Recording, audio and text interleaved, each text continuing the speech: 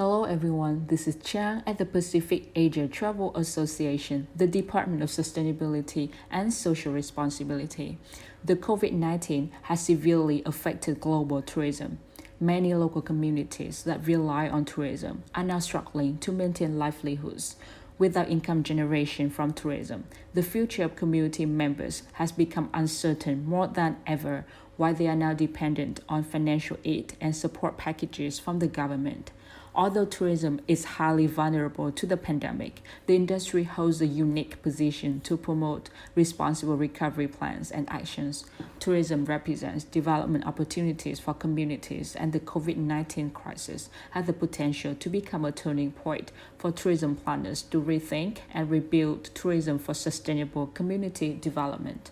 Furthermore, the relationship building through tough times can be exceptionally resilient. It is a time for community-based tourism businesses to review and strengthen their partnerships with the host communities to regenerate the sustainable tourism model.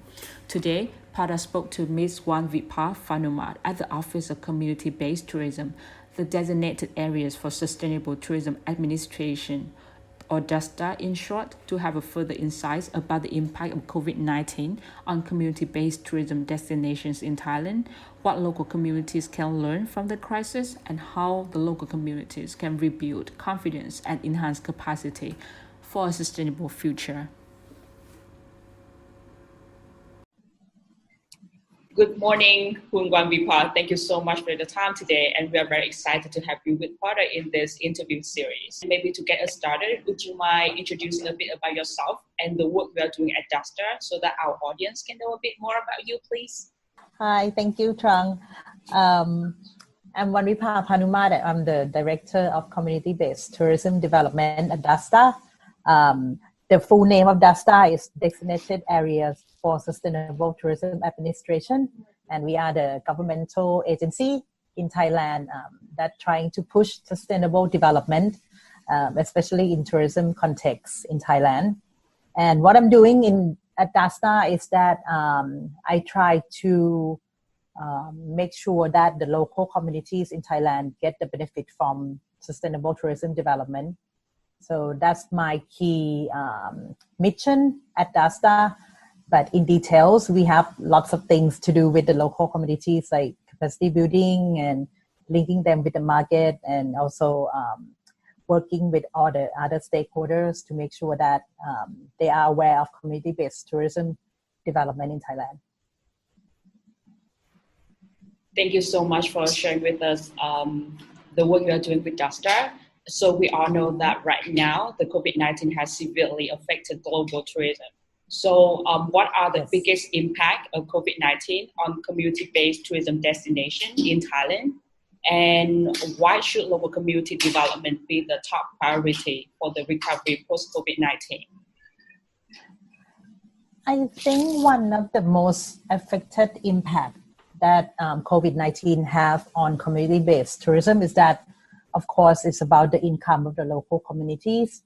But to be honest, I don't think the local community is the most affected sectors in the tourism value chain, because one of the main concepts that when we work with the local community is that we focus that tourism shouldn't be their main income, like only source of income. They shouldn't change themselves just for tourism's sake. And we always emphasize with them that they should use tourism as a community development tools only, and should be like maybe secondary source of income. So that's why when the COVID comes and they don't have tourists going to the local communities, they can still work in the agriculture, do the fishery, or the handicraft, the things that is their primary source of income anyway. But that's why I think that even though the COVID-19 have lots of impact for the tourism industry, but the way that we should look at it is that we should be more inclusive in terms of we should look at the whole value chain of the tourism. Like the business sector is the one who are most affected by this crisis, of course, and that's why we should include them in the recovery measures as well, not only about the local communities. So, although we know that the COVID-19 crisis is affecting the whole industry very severely, but do you see any opportunities that the crisis can bring to foster sustainable tourism development at the local communities? Actually, I see lots of opportunity during this crisis. That one other thing is that the first thing is that after the COVID-19, the tourists will, of course, their behavior will be changed. They will travel in shorter distance, and they will try to avoid the crowded places. And maybe like as for now, Thailand is trying to coming back with the domestic travel. So the local community is they will become one of the getaway destination for the local people, for the Thai people. When they want to travel, just drive from their car for 2 hours to some of the local communities. But the thing is that usually the community-based tourism is not, domestic travel is not the biggest markets for them, because we feel like the culture is very like similar, and we wouldn't want to go to the local communities, something like that, because it's our normal livelihood, like in daily basis. So that is one of the opportunity for the community-based tourism, in terms of like they can offer something deeper, or it's the same thing with a new perspective. When you go to Ayutthaya, you see only like, for example, the World Heritage Site or something like that. But with the community-based tourism, you can learn more about how Ayutthaya people live, how they like what are their food, and how like something deeper in the same destination. So it will be the new perspective of Thailand that the community-based tourism can offer.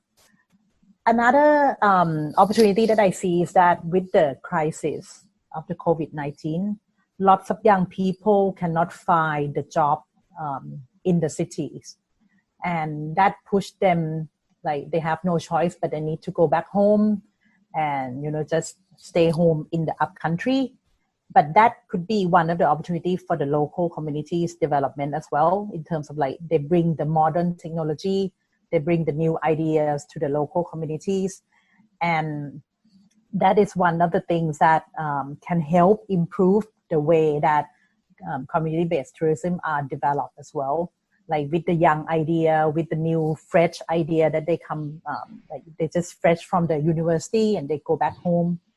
But the challenging thing is that how to keep them there with the sustainable business.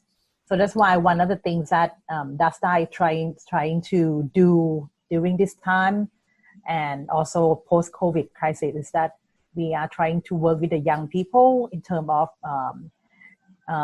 incubate them in terms of social enterprise business in the local communities.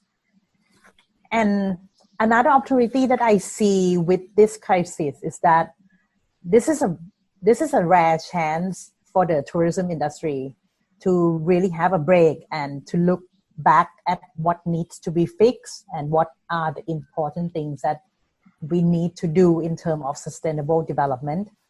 Like this is one of the tests for the community resilience, like how they're going to survive after the crisis.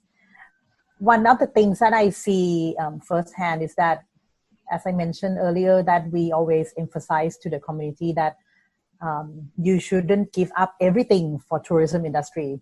You don't need to change yourself just for tourist demand, but you need to keep your own identity and use tourism as one of the secondary source of income.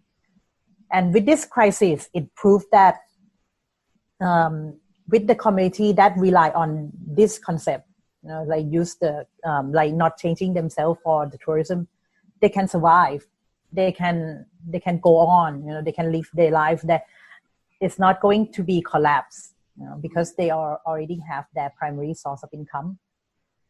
But the community that used to go used to use tourism only for the sake of income, for the like maximize the profit, and like to use tourism and to change themselves and just adjust themselves only for the tourists, they will have big problems because they rely too much on tourism. So this is an opportunity to it's a very good case study to prove this concept and to let other communities who wants to develop themselves using the community-based tourism that, okay, this is a good concept. This is a concept that has proved against the crisis already, that if you want to be resilient, you have to conserve your identity as well. And one of the things is that many concepts that we have been trying to share with the communities, for example, like carrying capacity concept, health and safety concept. It used to be one of the the things that local community doesn't care that much. But during this time, they have no choice. Like our work become easier in terms of like, okay, this is a thing that you need to do because you have no choice. You have to concern about carrying capacity in the local community. You have to care about how you do the health and safety development and the standard as well. And I think it makes local community realize as well how important it is to collaborate with other stakeholders internally in the local community and externally, because to survive the crisis, they need lots of they need the local community members to come together and help each other. Like this is a good time for them to really care about each other and to work together to survive this crisis. And this is a great foundation for sustainable tourism development in the long term. So this is one of the bright side of the crisis. Thank you so much for sharing with us the bright side of the crisis, because it really makes me feel like we should be really hopeful about the future. With all the opportunities that you have actually mentioned, it comes to our next question of like how do we enhance the local community capacity and confidence to build back tourism better and more sustainably so that they can optimize all those opportunities?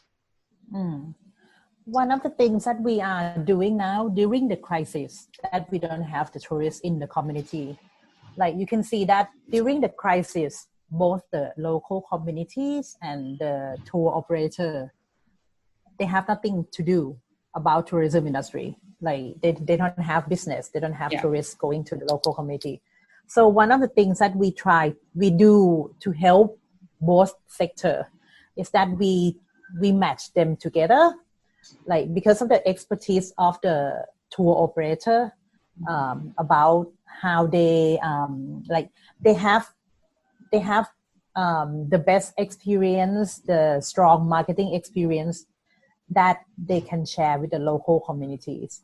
So we match them together. For example, like company A and community A, like for them to work together to develop and to do the capacity building program about, for example, like how to calculate the costing, how to design the better program, like how to offer better activities, how to do a deeper storytelling, this kind of thing that we match them together for them to work together during this time, because we hope that after the COVID-19, at least they have a strong relationship between the local community and the private sector, the tour operator, so that once the COVID-19 is gone, when they come back, the tour operator will see that, okay, they have a new product to offer, and also the local community have the trust to work with the tour operator as well, because they already have a strong bond, have the meaningful relationship beyond the business during this time. So and it's not the government job to do all the capacity building, because we don't know the market better than the private sector. So that's why I think this is a good time for the tour operator to work with the local communities, and because during the normal cases, they wouldn't have time to do this kind of thing together. So this is a good opportunity that this is one of the programs that we are doing now. And in September, we will launch 80s community-based tourism program, like package, that has passed through this program with the tour operator. Currently, we work with 90s tour operators around Thailand with this program. So hopefully, after the COVID, there will be lots of travelers, like domestically or internationally. When they come to Thailand, they will have this kind of choice to travel as well, like to go to the local communities. That has been developed in terms of the costing, the package and everything. And one of the things that the tour operator can help building the capacity based on the governmental measures is that for now we have the Safety and Health Administration Standard, the SHA, that is like a certification that we give to the tourism industry in terms of the health and safety issues.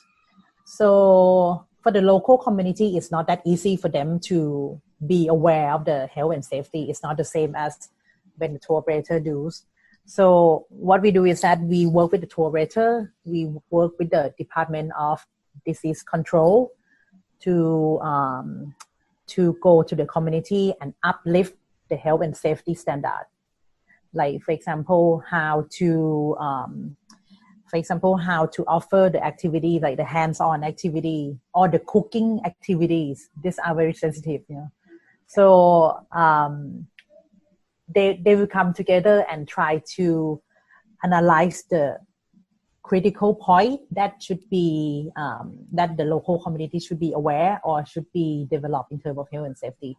So these are the things that we are doing now during this time. And so in the long term, we are supporting the local community to develop themselves based on the community-based tourism Thailand standard, because we already have that and it's aligned with the GSTC standard. So these are the tools that we